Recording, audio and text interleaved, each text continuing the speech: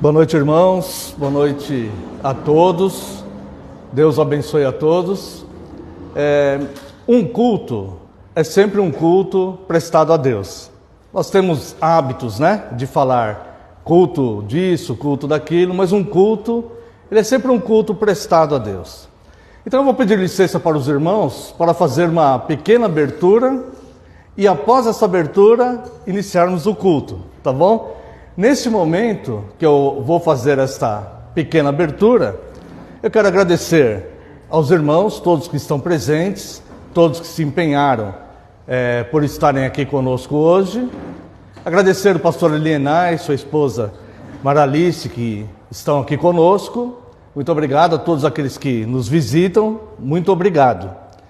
E eu quero apenas fazer um pequeno resumo sobre a história da nossa igreja antes de iniciar o culto. Porque o culto, sim, será um culto prestado a Deus, Todo culto que nós fazemos, Deus é o centro do culto, Deus é o alvo do culto, Deus é que será homenageado, Deus que será engrandecido e adorado. Seja qual for o motivo, que nos trouxe aqui, sempre o motivo principal é cultuarmos a Deus, adorarmos a Deus.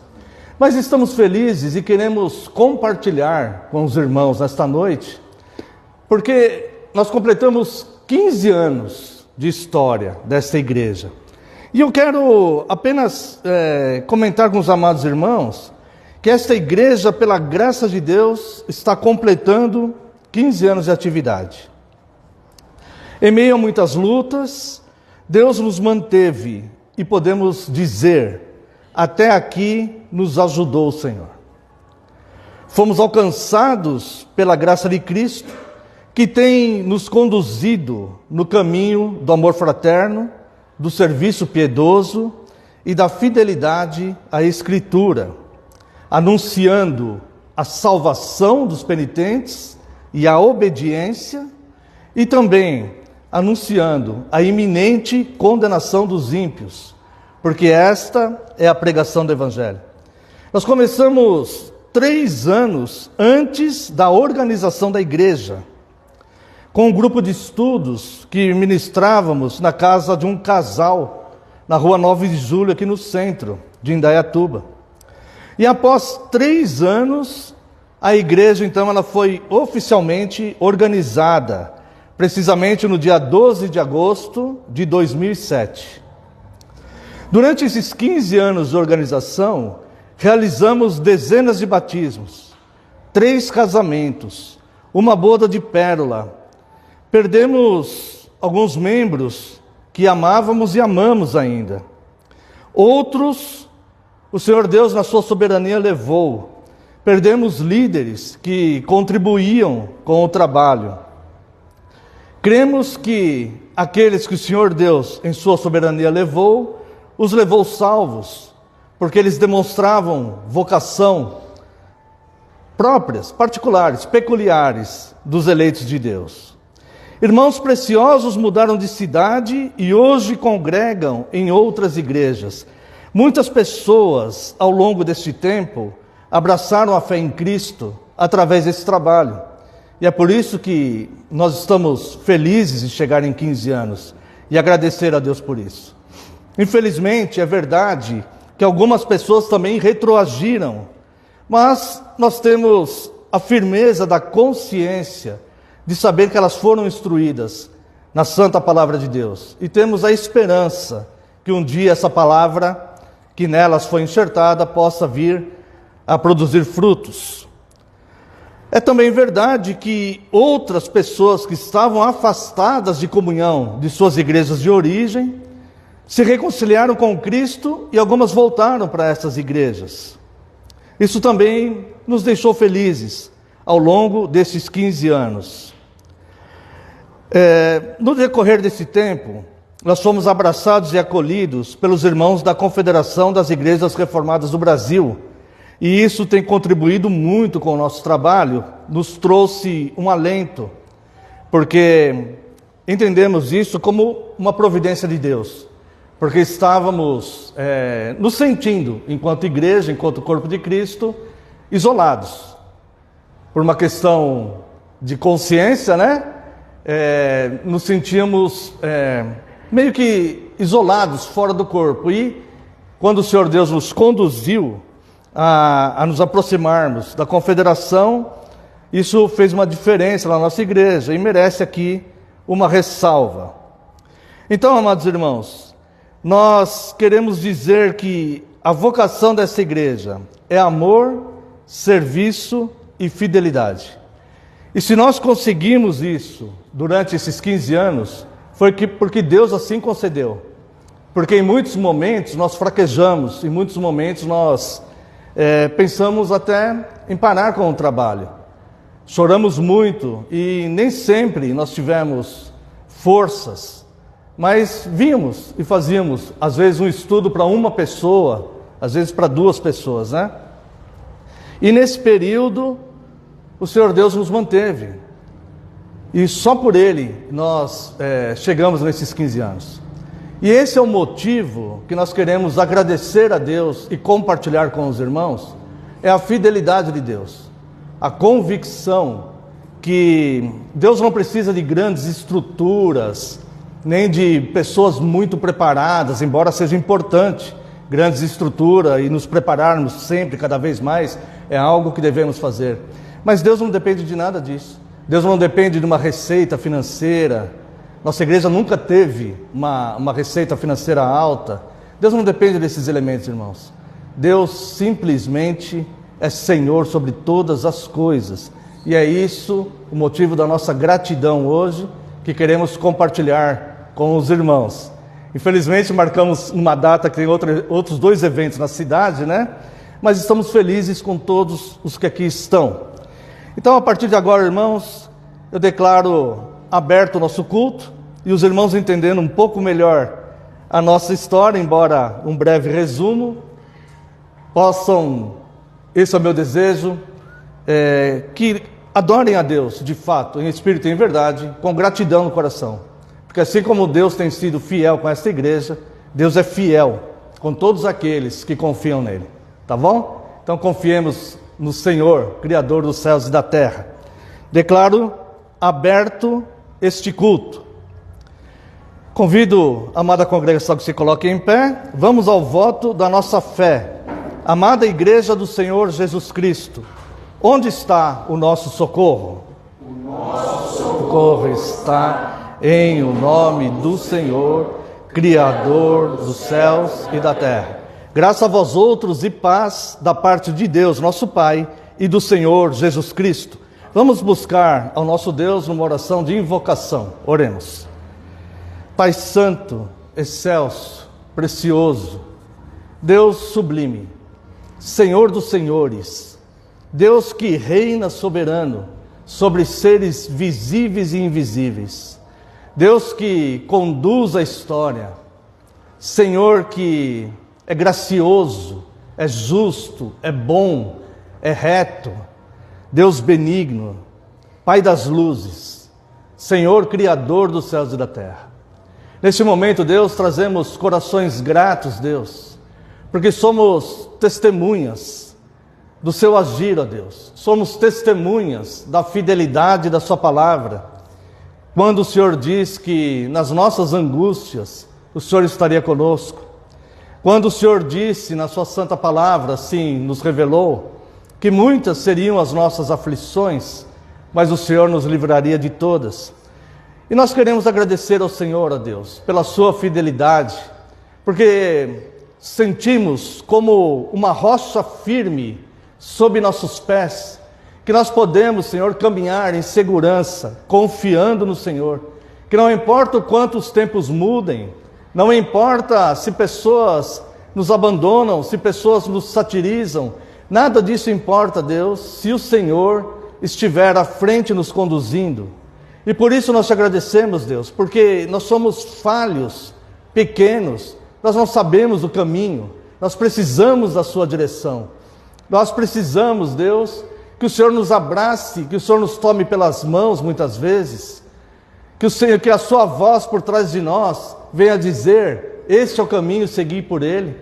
E isso o Senhor tem feito, Deus, ao longo dessa jornada. Reconhecemos, Deus, que somos falhos e pecadores e que sem o Senhor nós nada conseguiríamos. Por isso nós pedimos, Deus, sinceramente, perdão pelas nossas falhas e pecados, reconhecendo a nossa pequenez e ansioso, Deus, pela bênção do Teu perdão. Por isso apelamos pelas Tuas muitas misericórdias. E agora, Deus, nós oferecemos este culto, que aos nossos olhos é especial, porque é um culto onde nós estamos jubilando de gratidão, porque parecia impossível, mas o Senhor nos conduziu até este momento. Agradecemos por todos aqueles que já passaram por aqui, que já contribuíram com esta igreja, por aqueles que fazem parte dela hoje, membros comungantes, aqueles que ainda não são comungantes, aqueles que Deus, de forma direta ou indireta, tem estado conosco. Muito obrigado pela vida desses preciosos irmãos. E lhe pedimos que o Senhor os abençoe também, Senhor. E onde quer que eles estejam, onde quer que eles vão, o Senhor possa os alcançar com a Tua graça, Sua infinita graça. Muito obrigado, Deus, pelo Teu amor. Preparamos este culto para o Senhor. E embora sabemos que somos imperfeitos, esperamos que o Senhor se agrade dele. No nome santo e poderoso de Jesus oramos. Amém. Ainda em pé, convido a amada congregação para louvarmos a Deus com o Salmo 122.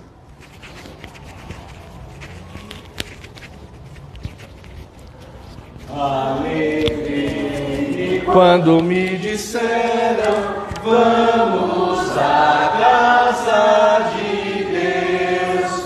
Nossos pés pararam junto às portas, Deus portais Jerusalém, construída bem compacta, onde as tribos vão subir, pois convém a Israel. Para o santo nome do Senhor, render sua gratidão. Lá estão os tronos de justiça, os da casa de Davi. Que prospere quem te ama, pela sua paz orai, por Jerusalém orai.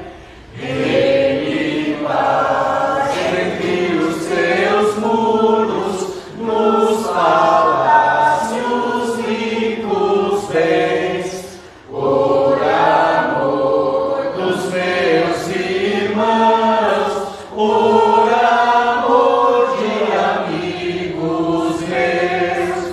Haja paz em ti, eu peço, pela casa do Senhor. Buscarei sempre o teu bem. Amada congregação, pode assentar-se. Convido a amada igreja do Senhor Jesus Cristo para a leitura da carta do apóstolo Paulo aos Efésios, capítulo 2.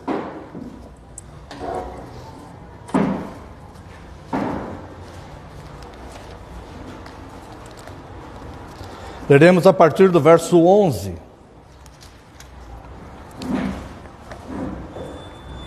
Esse texto, irmãos, o apóstolo Paulo, até queria indicar para os irmãos uma playlist que tem no nosso canal, tem um estudo comentado sobre a carta aos Efésios, tá? Nesta passagem, o apóstolo Paulo está se referindo à igreja que veio unificar os povos, judeus e gentios. Gentil é todo aquele que não é judeu, né? E aqui ele vai demonstrar algumas características desta igreja unida, unificada, que une os povos e as pessoas.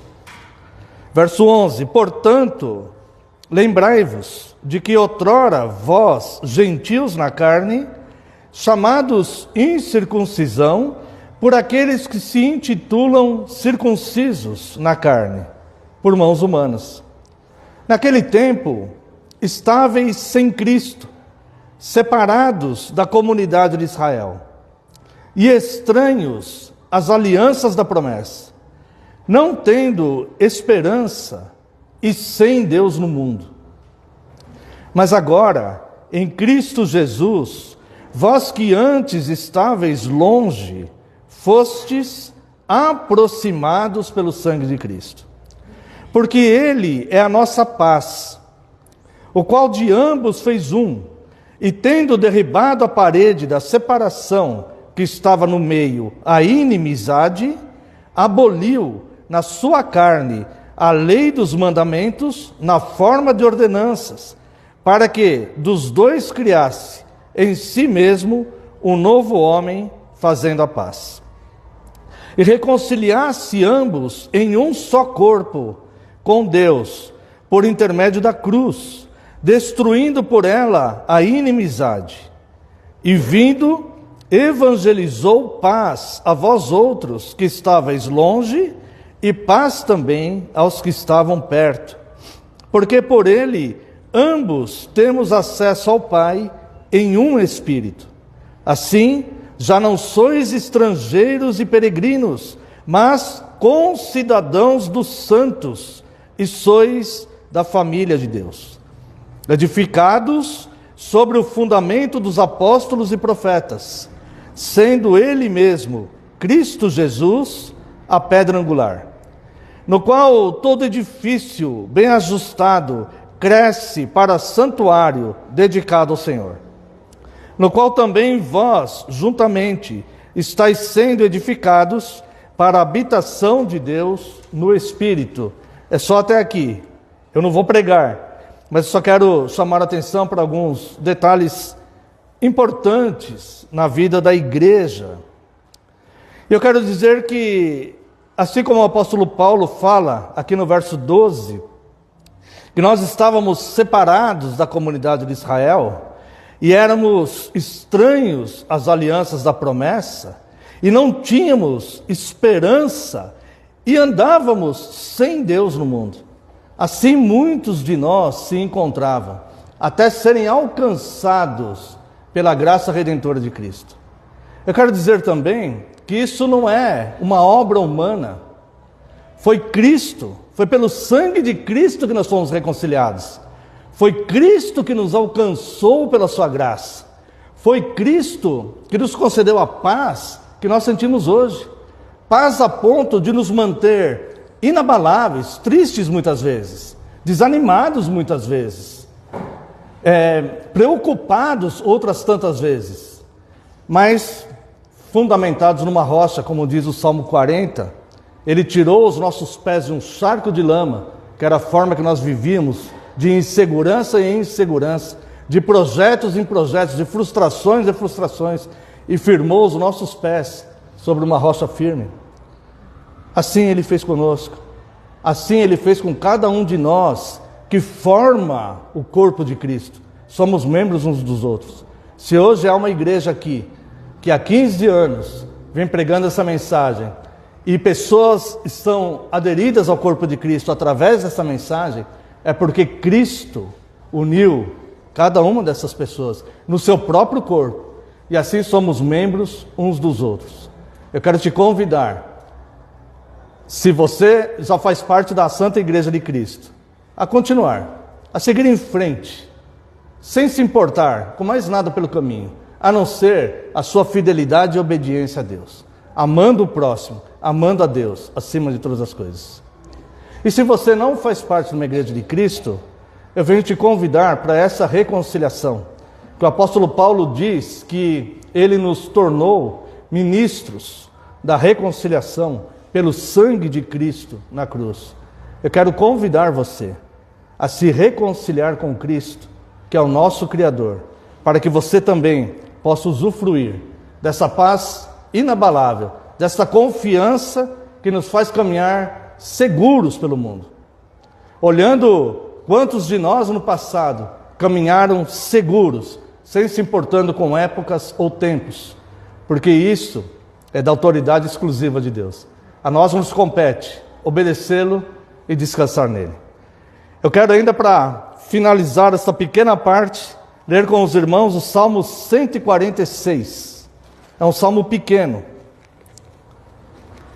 Convido a amada igreja para lermos o Salmo 146. Identifique aí elementos da igreja de Cristo durante a leitura.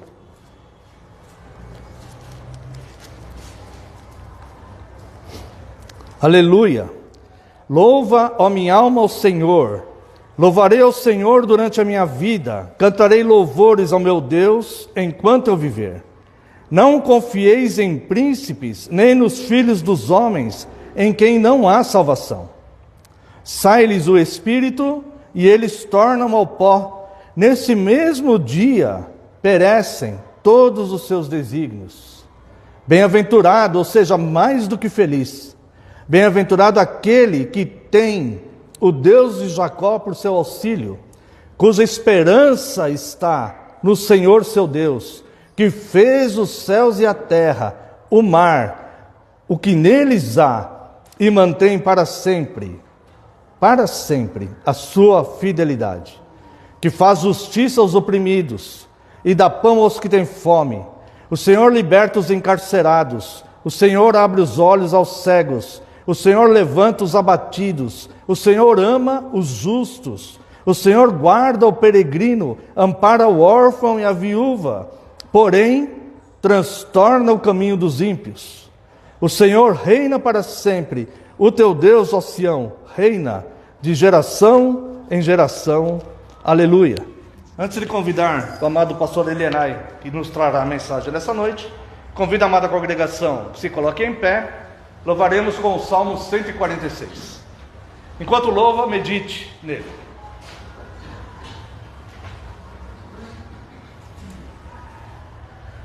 Aleluia, ó minha alma, glorifica o teu Senhor. E durante a minha vida cantarei em seu louvor. Não confieis em governantes, nem nos homens para salvar. Seus projetos cessam todos quando o Espírito lhes sai.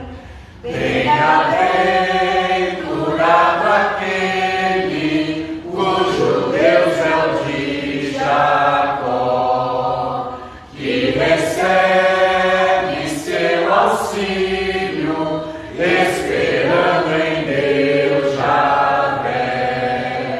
Ele fez os céus e a terra, fez o mar e tudo mais. E fiel eternamente, o Senhor se manterá. Faz justiça aos oprimidos, ao faminto dá o pão. O Senhor liberta os presos, abatidos põe de pé.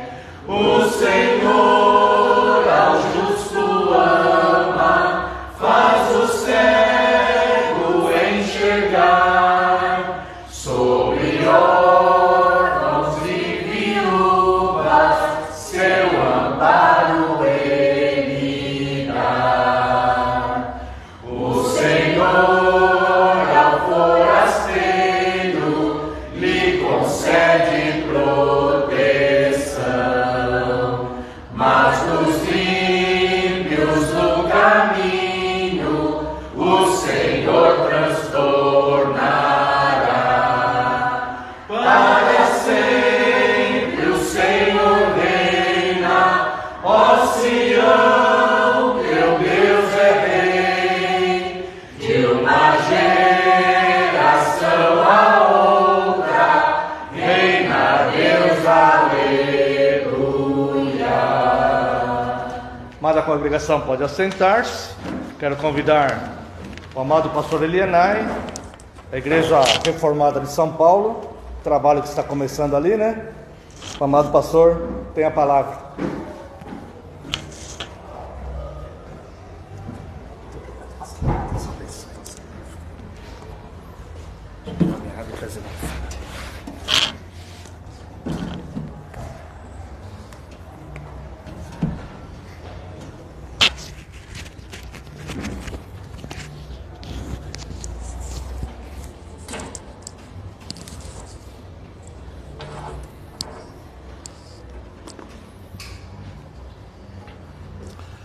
Amados irmãos, que a graça do Senhor seja com todos vocês. É uma alegria estar com os irmãos para nos alegrarmos realmente no Senhor, por mais este aniversário que o Senhor concede a esta igreja. O pastor Messias fez uma leitura no Salmo 146 e o versículo 5 diz: bem-aventurado aquele que tem o Deus de Jacó por seu auxílio, cuja esperança está no Senhor, seu Deus. Uma igreja é o ajuntamento de pessoas que colocam toda a sua esperança no Senhor, seu Deus. E é sobre isso que eu vou anunciar, sobre esse tema que eu vou anunciar a palavra de Deus. Convido os irmãos a abrirem suas Bíblias no livro de Provérbios, capítulo de número 11, e o versículo de número 28.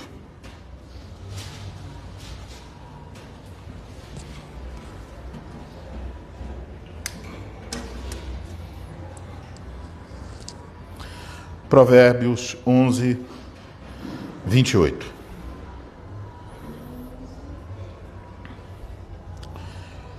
Assim diz a palavra do Senhor: quem confia nas suas riquezas cairá, mas os justos reverdecerão como a folhagem. Vamos orar, pedir a bênção do Senhor mais uma vez, queridos irmãos. Ó Pai santo e justo, agradecemos, Senhor, pelo privilégio de cantar louvores ao teu santo nome, com gratidão pelas tuas muitíssimas bênçãos sobre esta igreja. Agradecemos ao Senhor porque sabemos que é a tua misericórdia que sustém os oficiais, os membros da igreja e tem feito produzir frutos durante esses 15 anos. Agora, Senhor, nós vamos ouvir a exposição da tua palavra e queremos mais uma vez rogar a tua bênção para que o Senhor ilumine o nosso entendimento, que o Senhor conceda graça, sabedoria àquele que falará, para que fale no poder do Espírito Santo, sendo fiel às Escrituras, para a glória do teu nome e edificação do teu povo. Concede que estejamos atentos, que a tua palavra, pelo teu Espírito, dilate o nosso coração, nos molde conforme a imagem de Jesus Cristo, teu Filho. Oramos assim em nome dele. Amém. Amados irmãos em nosso Senhor Jesus Cristo, lemos uma passagem do livro de Provérbios. Imagino que vocês todos têm entendimento de que o livro de Provérbios tem um objetivo muito claro, que é ensinar sabedoria. E há muitas instruções de como seguir pelo caminho da sabedoria nesse livro. E uma das coisas que Provérbios certamente ensina é sobre a sabedoria de lidar com o dinheiro.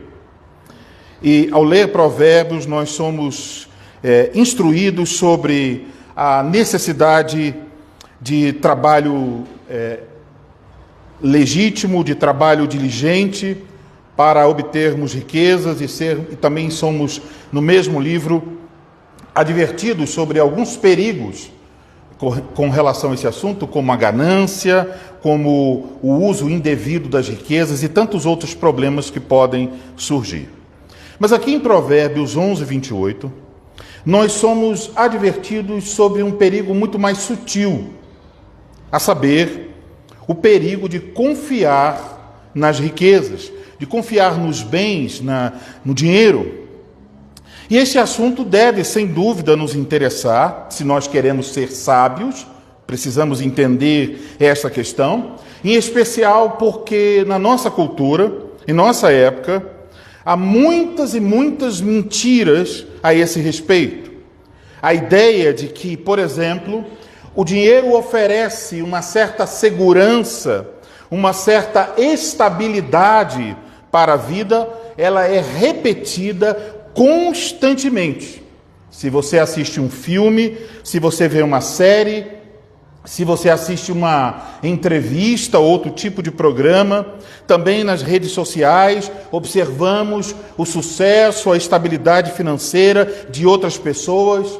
Os pais aconselham os seus filhos e dizem: olha, meu filho, você tem que estudar para você ter estabilidade na sua vida. Então,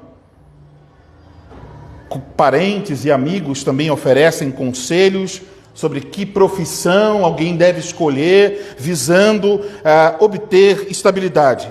E em muitos outros momentos da vida, ouvimos alguém dizer, alguém conhecido ou desconhecido dizer: olha, se você quer uma vida estável, segura, bem firme, aqui está o caminho que você deve trilhar. Os conselhos para, de alguma forma, buscarmos a estabilidade na vida por meio do dinheiro são, como nunca, um eco repetindo-se.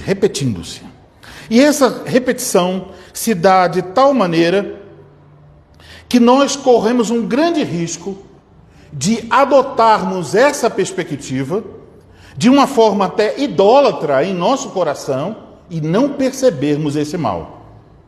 Também, quanto a esta questão, nós precisamos, então, fazer uma escolha. Há um caminho, a sabedoria de Deus. Há outro caminho, a sabedoria mundana. Nós somos instados pela palavra de Deus a escolher o caminho da sabedoria de Deus. E é por isso, então, que eu vos anuncio a palavra de Cristo nessa noite sob o seguinte tema: Deus é o fundamento da verdadeira estabilidade. Deus é o fundamento da verdadeira estabilidade. E eu quero então começar a exposição desse pequeno provérbio, oferecendo então uma pequena instrução a vocês, instruções que são úteis para entendermos este provérbio, mas que também podem ajudar você quando você estiver em casa lendo outro provérbio. Note então, versículo 28, que nós temos uma observação. Qual é a observação? Quem confia nas riquezas. E essa observação, ela é acompanhada de uma declaração de consequência. Qual é o resultado disso, de confiar nas riquezas? Diz então: quem confia nas riquezas, resultado, cairá. Isso é a primeira linha. Geralmente os provérbios têm duas linhas, quase sempre. Então, na primeira linha tem uma observação e o seu resultado. Quem confia nas riquezas, observação, cairá, resultado. Na segunda linha, nós lemos: mas os justos reverdecerão como a folhagem. Como você pode notar, entre o que lemos na primeira linha e o que lemos na segunda linha, existe um contraste. A segunda linha está falando o contrário da primeira. A primeira está dizendo: olha o que acontece quem confia nas riquezas. Mas aqui tem alguém que não confia nas riquezas. É a segunda parte. Mas os justos reverdecerão como a folhagem. Na poesia hebraica, nós chamamos isto de paralelismo antitético. Quer dizer, você tem duas linhas, a segunda linha é o contrário da primeira. Mas o que é esse contraste em nosso texto? Vamos pensar. Temos aqui, então, dois tipos de pessoa. Uma na primeira linha, outra na segunda linha. Temos aqui dois modos de viver. São diferentes. Primeiro, há aquele tipo de pessoa que confia nas riquezas. E a seguir, há aquele tipo de pessoa que é chamado de justo. É diferente de quem confia na riqueza. Notem também que existem duas imagens. Isso é muito comum na poesia, nos salmos e em provérbios também. Duas imagens que apontam para as consequências. E essas imagens também estão em contrastes. Por um lado, você vê a imagem de alguma coisa caindo. Cair é o verbo aqui. E por outro lado, você vê alguma coisa florescendo, reverdecer. Agora vamos olhar com um pouco mais de atenção para a primeira linha. Veja na sua Bíblia. A primeira linha diz: quem confia nas suas riquezas cairá.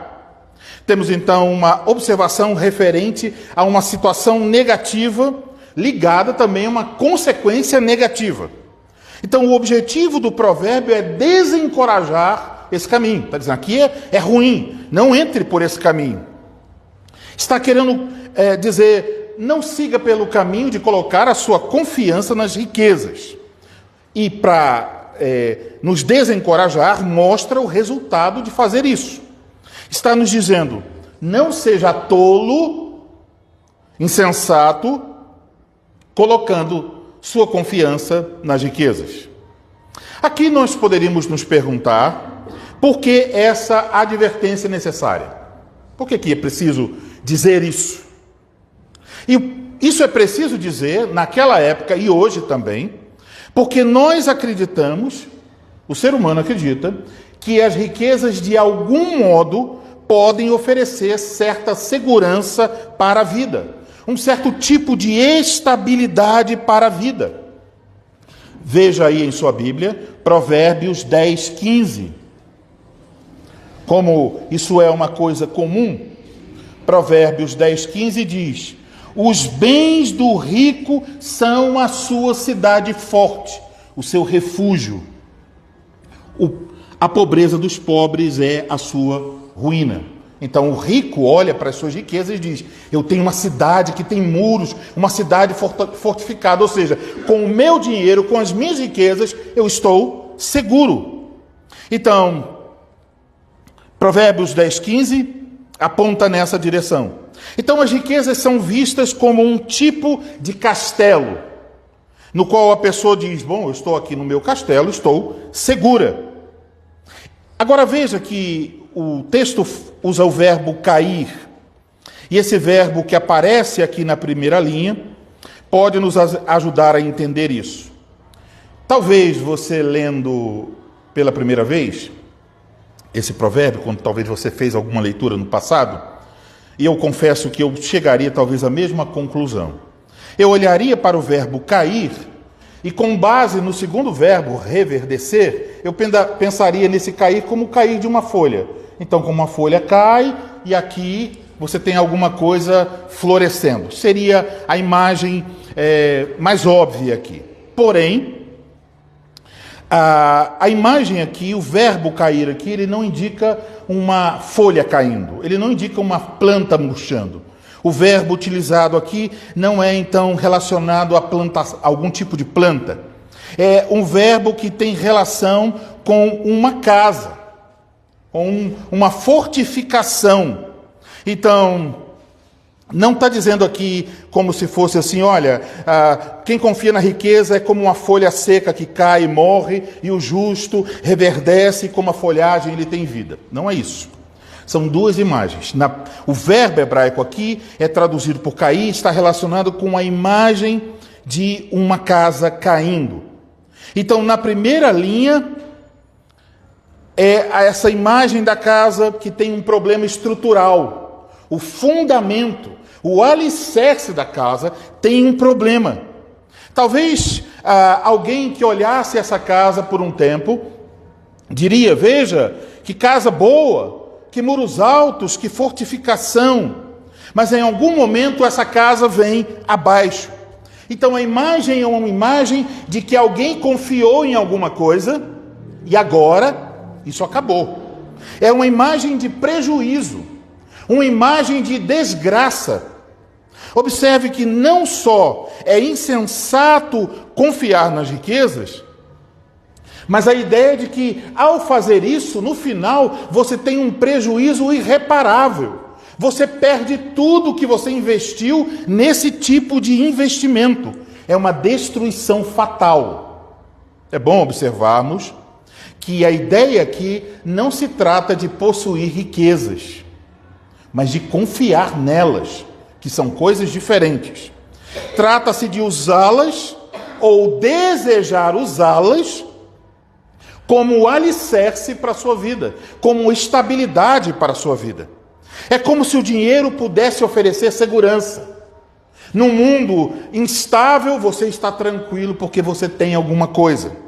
Essa confiança nas riquezas pode se juntar a muitas outras coisas, como, por exemplo, o desejo de reconhecimento dos homens, ou alguém que deseja alcançar padrões sociais mais altos, um desejo de controlar as pessoas, ou até um desejo de desfrutar de certos prazeres, ou ostentar algumas coisas.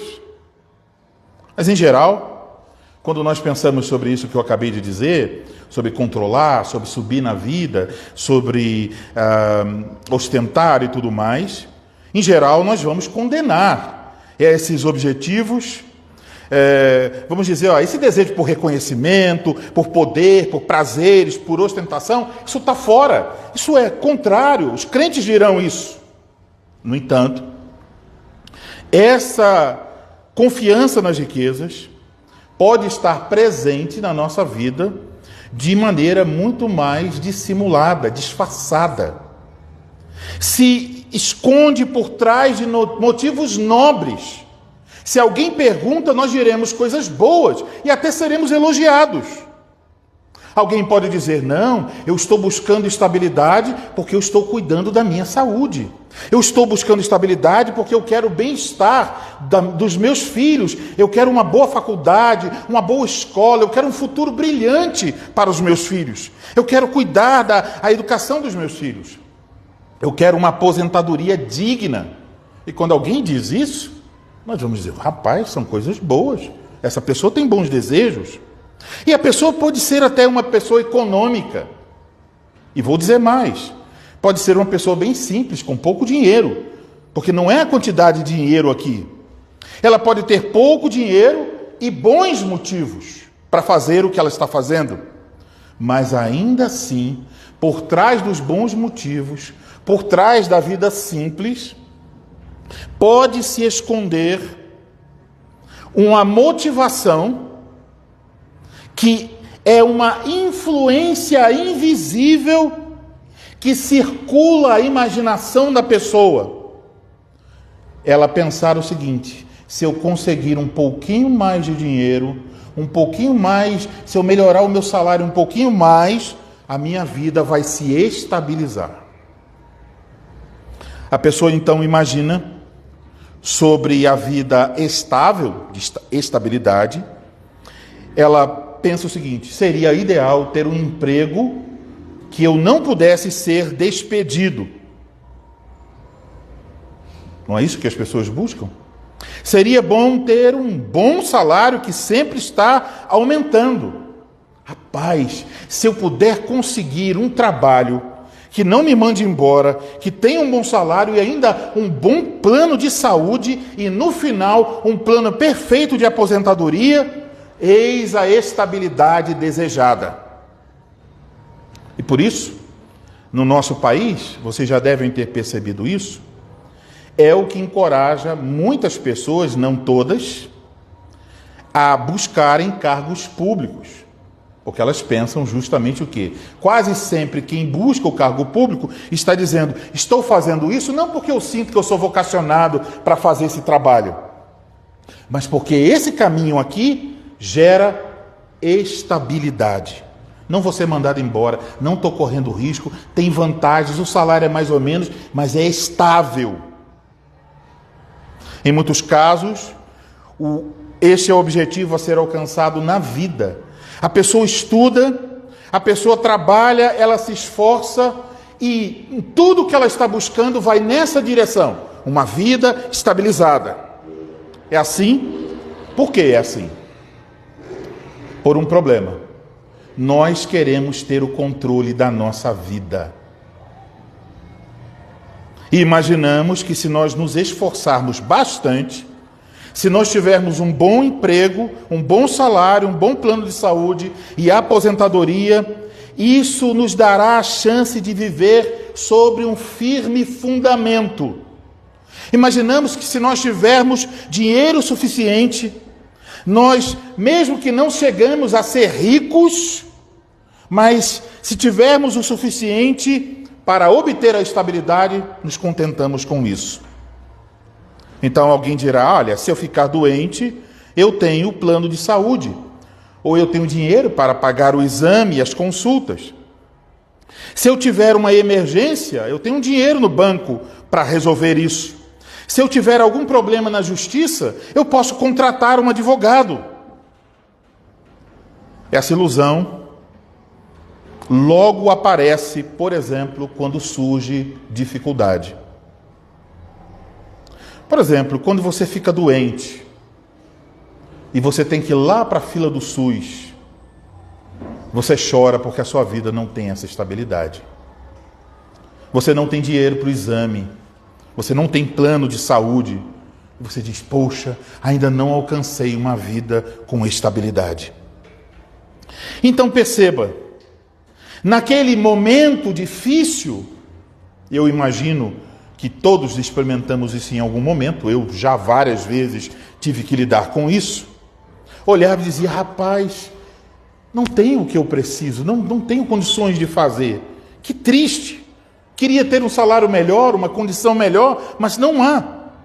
Então quando isso acontece, nós damos falta do dinheiro, logo sentimos a instabilidade, com instabilidade da nossa vida. Será que você já experimentou isso? Sentiu vergonha? Se sentiu humilhado na fila do SUS? E nós sentimos essas coisas e nem sabemos dizer por que estamos tão chateados. Talvez as pessoas nos digam, eu te avisei. E às vezes, quando isso acontece, nós tomamos a resolução de mudar o rumo da nossa vida e de, a partir de agora, eu vou procurar ter uma vida estável. Em alguma medida, nós acreditamos que o dinheiro pode nos oferecer certa segurança. E como disse, essa segurança ou essa confiança se esconde de forma bem sutil por trás de bons motivos.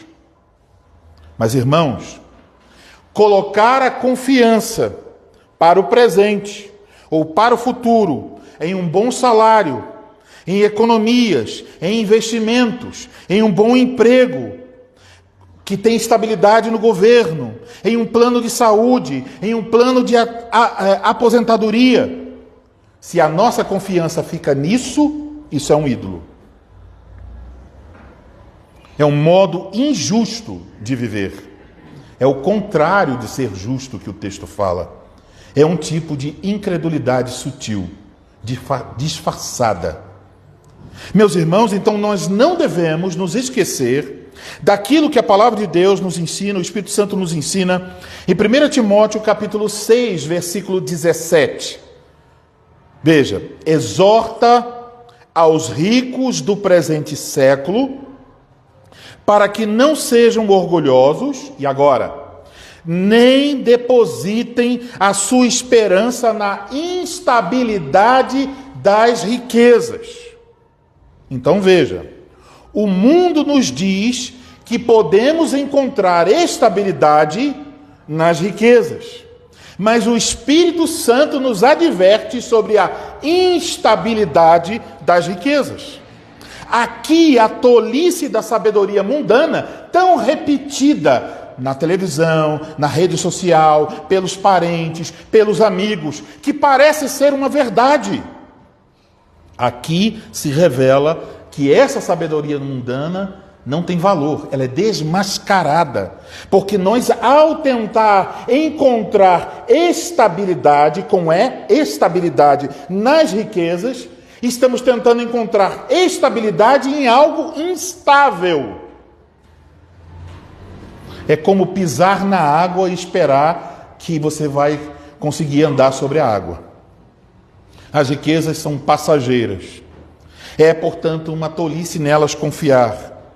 E no final, quem nelas confia, diz o texto, cairá. Isso pode ser experimentado em parte nessa vida. Os ricos, muitos deles experimentam isso. Por exemplo, o Eike Batista, um homem muito rico, sem nada.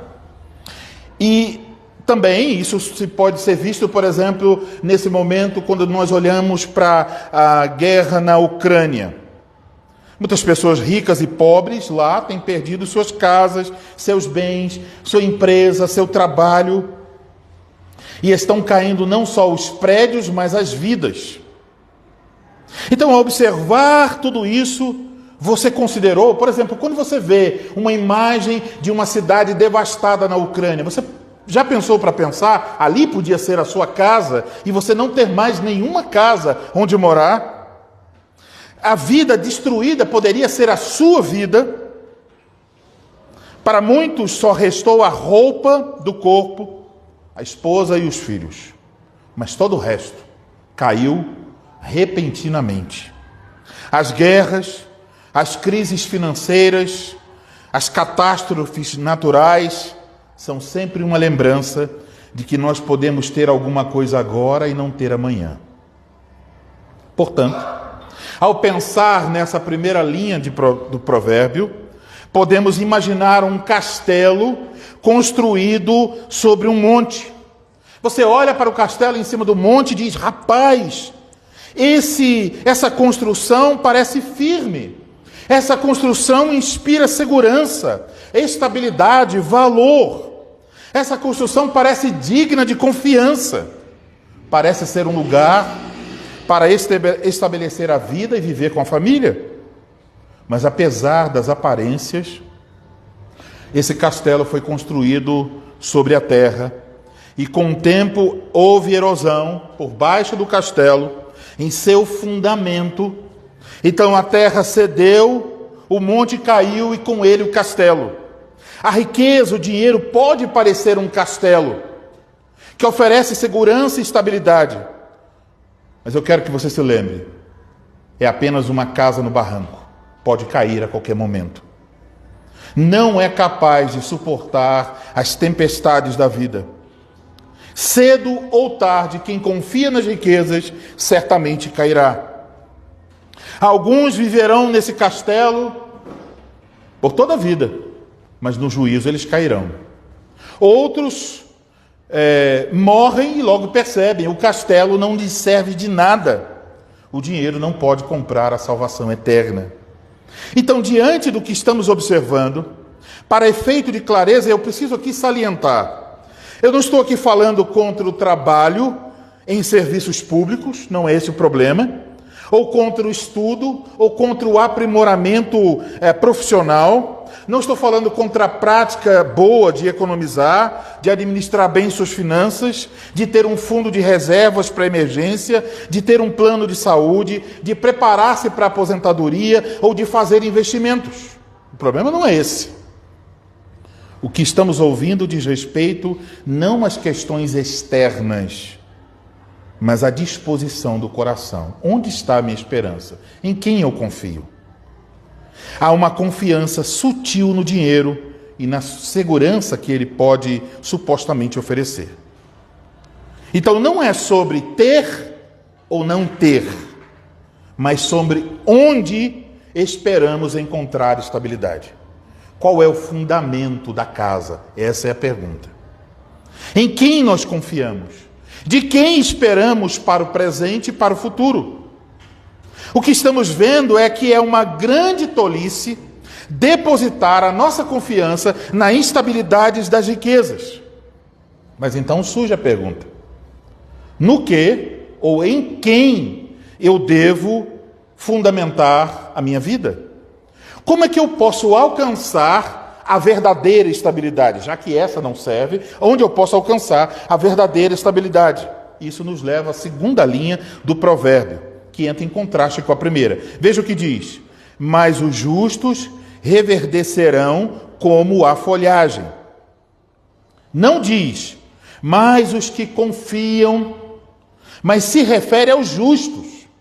Só que quando você lê a Escritura, descobrirá que os justos confiam no Senhor. Então aparece aqui um fundamento mais seguro: Deus. E é exatamente isso que nos diz o texto de 1 Timóteo capítulo 6, versículo 17, que podemos ler de novo. Exorta aos ricos do presente século que não sejam orgulhosos, nem depositem a sua esperança na instabilidade da riqueza. Isso é a primeira linha do provérbio que acabamos de ler. Agora a segunda: mas em Deus. Deposite sua esperança em Deus, mas em Deus, que tudo nos proporciona ricamente para nosso aprazimento.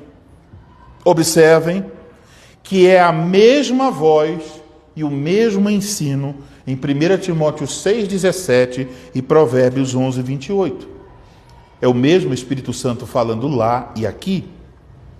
Não deposite sua esperança na instabilidade das riquezas, mas em Deus. Deus é o fundamento da verdadeira estabilidade. Deus não oscila. Deus não muda. Deus não diminui. Deus não pode ser perdido. Não pode ser roubado. Ele permanece para sempre. Ele é fundamento para hoje, para amanhã e para toda a eternidade. Ele é fundamento para a vida, mas também é um fundamento quando a pessoa morre.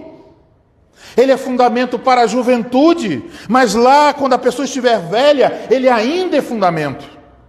Ele é fundamento para quando você trabalha e é fundamento para quando você se aposentar. Ouçam a voz da sabedoria divina. Confia os teus cuidados ao Senhor e Ele te susterá. Jamais permitirá que o justo seja abalado. Salmo 55, versículo 22. Agora o Salmo 37, versículo 3 a 5. Confia no Senhor e faz o bem. Habita na terra e alimenta-te da verdade. Agrada-te do Senhor e Ele satisfará os desejos do teu coração. Entrega o teu caminho ao Senhor, confia nele e o mais Ele fará. Somente Deus é digno de confiança. Somente Deus é o castelo forte onde o justo pode se abrigar. Provérbios 18:10 diz o seguinte: torre forte é o nome do Senhor, a qual o justo se acolhe e está seguro. Eis o verdadeiro fundamento, eis a verdadeira estabilidade. Isso significa que devemos então ser muito cuidadosos para não abraçar as mentiras do imaginário social no qual nós vivemos, que apresenta o dinheiro como fundamento da vida estável. Nós devemos ser cuidadosos para que essas mentiras não se tornem pequenos ídolos, controlando a nossa forma de pensar e de agir, controlando nossas decisões, que alguém vai olhar e dizer: bom, ele está agindo certo, porque não pode ver as motivações do coração. Então, em respeito ao trabalho, em respeito à vocação, em respeito à estabilidade, ao bem-estar, à saúde, à felicidade, ao futuro dos filhos, à aposentadoria, existem ídolos que sempre estão puxando o nosso coração. Mas Deus é quem deve dirigir as nossas escolhas, não os ídolos mortos da nossa cultura. Se buscarmos estabilidade em Deus, eis o que experimentaremos: os justos reverdecerão como a folhagem. Temos então uma imagem de folhas verdes. E essa imagem com folhas verdes no Antigo Testamento é a imagem de prosperidade, de fertilidade. Florescer significa brotar, significa crescer. Uma folha verde é aquela que está nutrida, que está em crescimento. Uma folha verde indica uma planta saudável, uma planta frutífera. A imagem é para mostrar que a pessoa que verdadeiramente confia em Deus, ela é abençoada por Deus. Em alguns casos, essa bênção implica em bênçãos temporais. Mas certamente em todos os casos, os justos recebem as bênçãos espirituais e eternas de Deus. Portanto, irmãos, observem que de fato a estabilidade, a segurança, a verdadeira prosperidade é determinada pelo alvo da nossa fé e esperança. Se confiarmos nas riquezas e no que elas oferecem, o texto diz, nós cairemos como uma casa construída sobre a areia. Mas se confiarmos em Deus, estaremos firmes, como diz Provérbios 10, 25. Como passa a tempestade, assim desaparece o perverso, mas o justo tem perpétuo fundamento. Portanto, de que modo podemos oferecer estabilidade e segurança aos nossos filhos? Eis um assunto que os pais sempre estão pensando. Como eu vou oferecer uma vida melhor e mais estável aos meus filhos? Em primeiro lugar, confiando em Deus. Em segundo lugar, ensinando seus filhos a também confiarem em Deus. Homens, lembrem-se, o maior tesouro que um pai pode dar aos seus filhos para a estabilidade dos seus filhos não é conquistado com muitas horas de trabalho, com horas extras e com um bom trabalho, com um bom emprego. O maior presente que você pode dar aos seus filhos não é conquistado com um curso de pós-graduação, mas é obtido e compartilhado pela fé. É confiando em Deus e vivendo na dependência de Deus. Num mundo cheio de instabilidade, nós apresentamos aos nossos filhos onde está o verdadeiro fundamento da estabilidade. E ao falar dessa confiança em Deus, nós imediatamente somos obrigados a olhar para Cristo. Em toda a Escritura é Ele também que fala aqui nessa passagem. Podemos ouvir neste provérbio a voz do nosso rei sábio, mais sábio que Salomão, que escreveu Provérbios. Um rei mais glorioso e poderoso do que Salomão. Jesus Cristo, a respeito de quem a Escritura diz que estão nele todos os tesouros da sabedoria e do conhecimento. Cristo, a perfeita sabedoria, nos ensina então que somente em Deus nós podemos obter o fundamento da verdadeira estabilidade.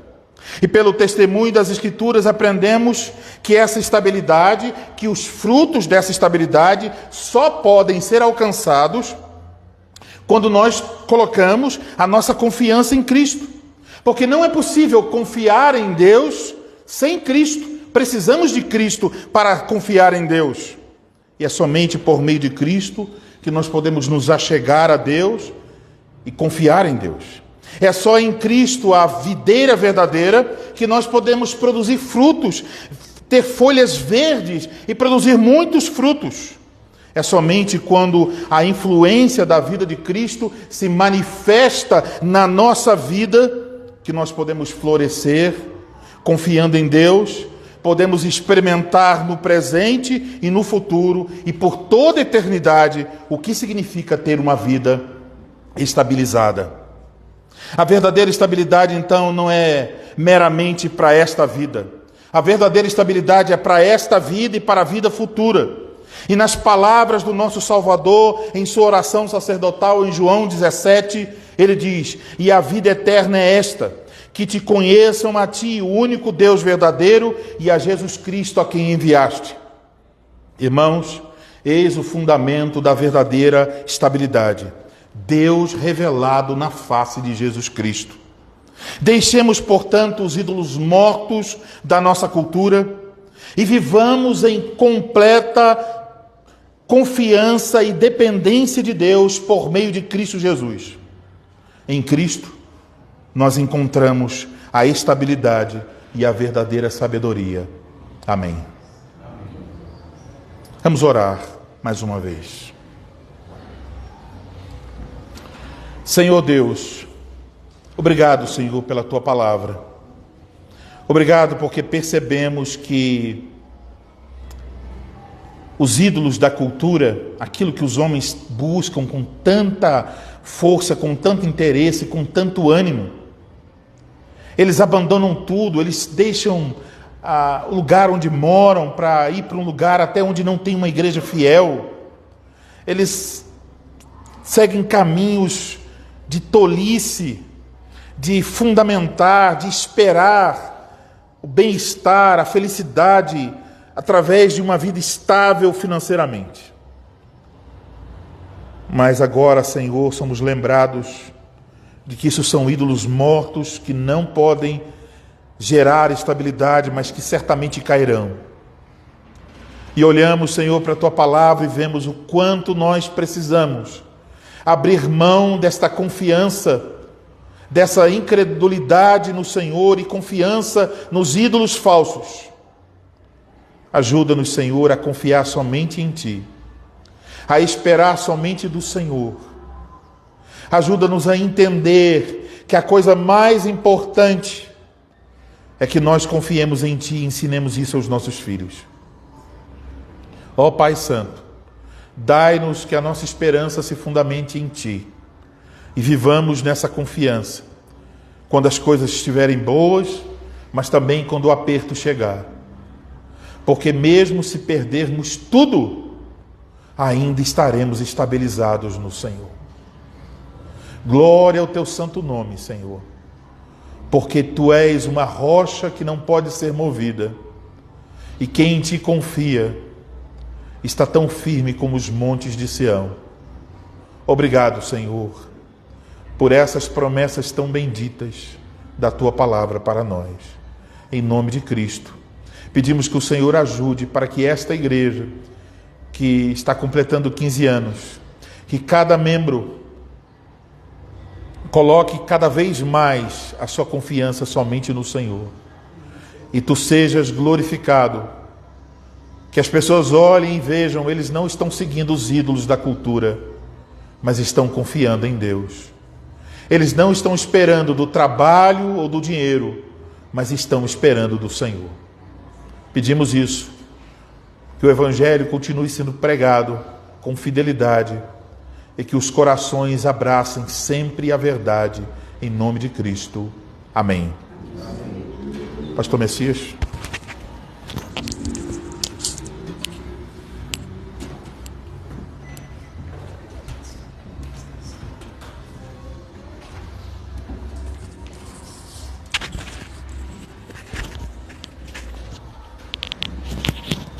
Que o nosso Deus seja glorificado.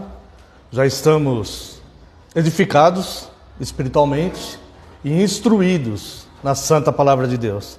Agradecemos o pastor Elienay, que foi movido pelo Senhor Deus para nos trazer esta mensagem da revelação bíblica. Vamos terminar então o nosso culto. Quero convidar a amada congregação nós vamos fazer da seguinte forma: vamos orar a oração que o Senhor Jesus nos ensinou, o Pai Nosso. Após terminarmos esta oração, antes de eu impetrar a bênção, nós vamos ter alguns momentos de uma oração silenciosa, onde nós poderemos refletir sobre tudo que ouvimos esta noite, que a nossa alma foi nutrida esta noite. E enquanto estamos nesta oração silenciosa, o irmão Igor colocará o hino do próprio Pai Nosso para a nossa meditação. Então, gostaria que os irmãos fechassem os seus olhos, mesmo assentados, e oremos o Pai Nosso. Pai nosso que estás nos céus, santificado seja o Teu nome. Venha o Teu reino, seja feita a Tua vontade, assim na terra como no céu. O pão nosso de cada dia nos dai hoje. Perdoa as nossas dívidas, assim como nós perdoamos aos nossos devedores. E não nos deixes cair em tentação, mas livra-nos do mal, pois Teu é o reino, o poder e a glória para sempre. Amém.